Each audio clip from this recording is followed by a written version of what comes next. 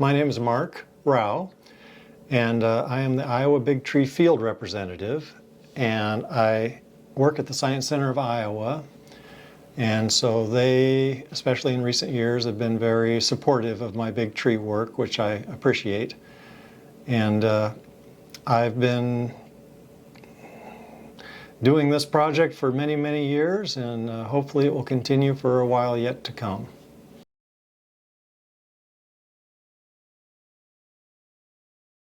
Okay, well, sometimes I call them excursions into the woods, but usually I refer to it as big tree hunting. And sometimes it's limited to going maybe to a town and just kind of cruising up the streets and seeing what's in town, or maybe in the local cemetery or park. Other times I may be going to a natural area and hiking off for the whole day to see what's hidden in the woods.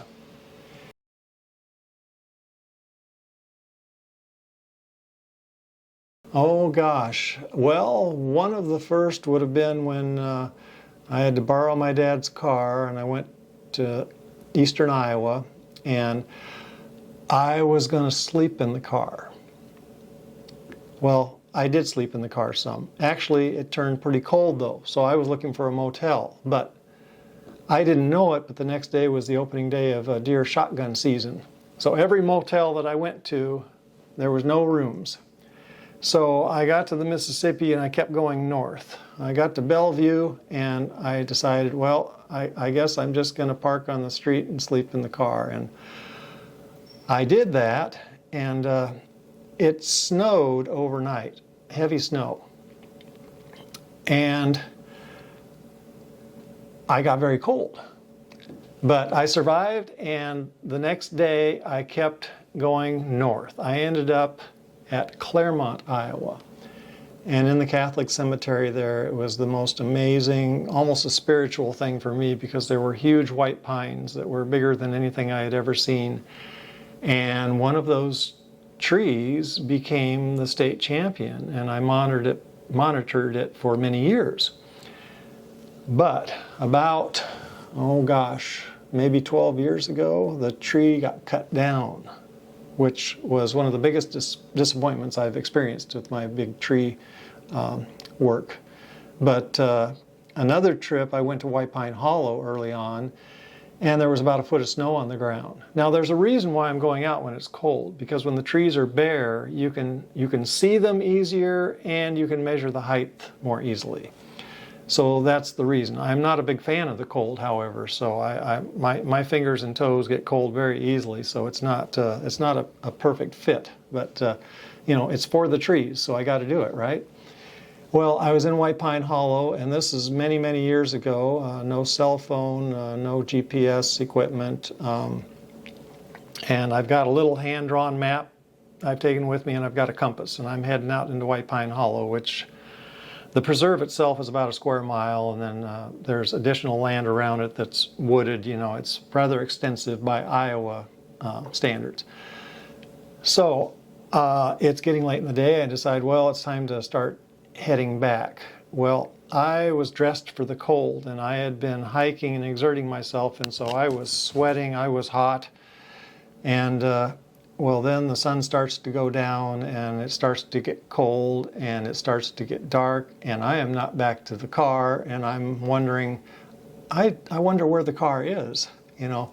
So I had a great time, but it's no fun when you're disoriented and you're not sure where you are, and it's you're in the woods and it's starting to get dark and it's cold and there's a foot of snow on the ground. But anyway, I decided on a direction that I thought was the best direction to the parking lot, and I made a straight line as close as you can in White Pine Hollow to following that straight line, and when I came out of the woods, there was the parking lot. So that may have been the end of my big tree hunting if I hadn't found the parking lot when I did.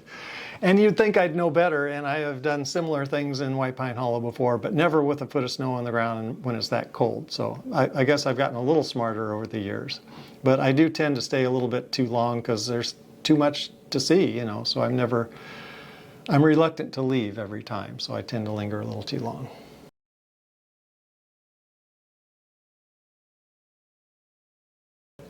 Well, I was sort of interested in trees for some reason, so I guess I've been a nerd for a long time. So when I was a little kid, I was also into birding, so there you go. But I would ask my grandfather and my neighbor about what kind of trees I was seeing, and they knew a few trees, so that got me started. But after I was able to identify them, it's like, okay, now what do I do, you know? So then I started noticing some exceptionally big ones. Well, I didn't know that this was actually a thing that people did, you know, but I had this interest. And one time I was at the Des Moines Library and I was looking at the periodicals and I saw a copy of American Forests magazine, and it had the National Register of Big Trees. So that was a listing of all the biggest trees in the country. And I was fascinated. When I saw that, that was validation for what I wanted to do. So, and it was around that time that in the summertime, I would sometimes go with my dad. He was a salesman, and we went to Hardin County, and I spotted a big cottonwood. And he stopped, I got out, and I measured it, and the trunk was over 20 feet around. And that was, to me, the most exciting thing in the world, you know. So I was hooked at that point. And this is when I was still a teenager. This is back about 1972 or 3. And it's just sort of slowly progressed. Well, I was still looking for big trees in Iowa, but it wasn't until 1978 that Iowa actually had an official big tree program. So that just kind of inspired me even more to continue what I was already doing, and so I probably amped it up a little bit. And by that time I had a vehicle and could get around a little bit more, and so I kind of expanded my search.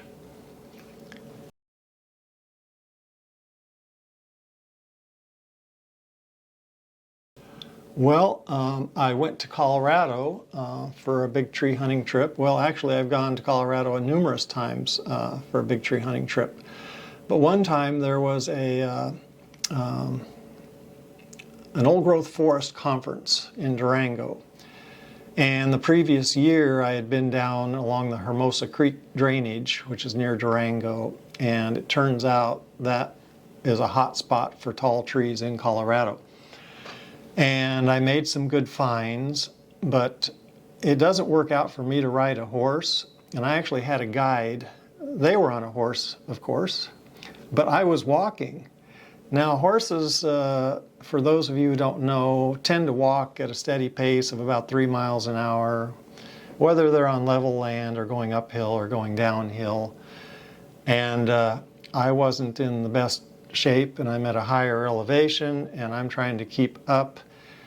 And I saw a really big blue spruce, but we were on our way to check out a big Douglas fir and some big ponderosa pines. And I was so exhausted, and the horse was ahead of me, that I decided, well, I'll check it on the way back, you know. Well, it turns out we didn't go the same way. We made a loop. So I didn't go by that tree. So the next year was this conference, and I was going to go find this tree. Well, I had an infection. I'd been to the doctor. I was on antibiotics. And I told them I was going to be going to Colorado and had these long hikes in mind, and they said, well, I wouldn't be exerting myself. And so I didn't go scout out the tree. Well, not all was lost, because as part of the conference, the group was going to go on a trip along the Hermosa drainage. So my plan was, we get there, I'm going to show them this tree that I found the previous year, and everything will be wonderful, you know. I'll show them just how magnificent this tree is. And I thought they were going to wait for me at this little clearing not too far from where the tree is. Well, one of the people in the party saw the top of this tree in the distance, and they couldn't wait, and so they went down. So keep in mind, they're on horses. I'm on foot. I'm not feeling very well. I had been training for this hike so that I would be able to do it. And even being sick, I was determined enough that I think I could do it. However, there were 2 ladies that were also going to be on foot. So I could not go ahead of them and leave them behind. So I had to go at their pace, because there's a point where you had to make a turn and they weren't going to know where that was. So I got there a little bit too late, and so they'd already found the tree, so I didn't say anything, but it turned out to be a national champion blue spruce. And there was actually a reward in Colorado at that time if somebody could find the biggest blue spruce in the country in Colorado, which that didn't concern me, but to have found it would have been pretty special. And I missed out on that, so I'm still kind of kicking myself over that one. But it gets worse because later they had a big fire. The tree burned up along with a bunch of other of the tallest trees in Colorado. So it's like it was extremely disappointing experience. But it was it just kind of goes to show you that people like myself are pretty excited about hunting for big trees, and so we'll take a vacation and kill ourselves hiking to try and do this. So another time I was in Colorado, and this was near the Wolf Creek Pass down below it, and I was looking for a big Engelmann spruce, and I wasn't finding it, but I was going up and down this mountainside searching for it, and I did not have enough food or water, and it was a 2 or 3 day trip. Well, anyway, I got severely dehydrated and got very ill.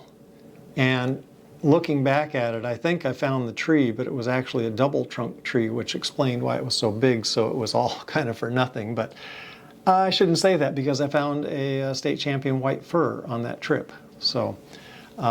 But that's kind of bad because when you're going on a big trip like that and then you get dehydrated, the rest of your trip's kind of shot because you just don't have any energy after that. Absolutely.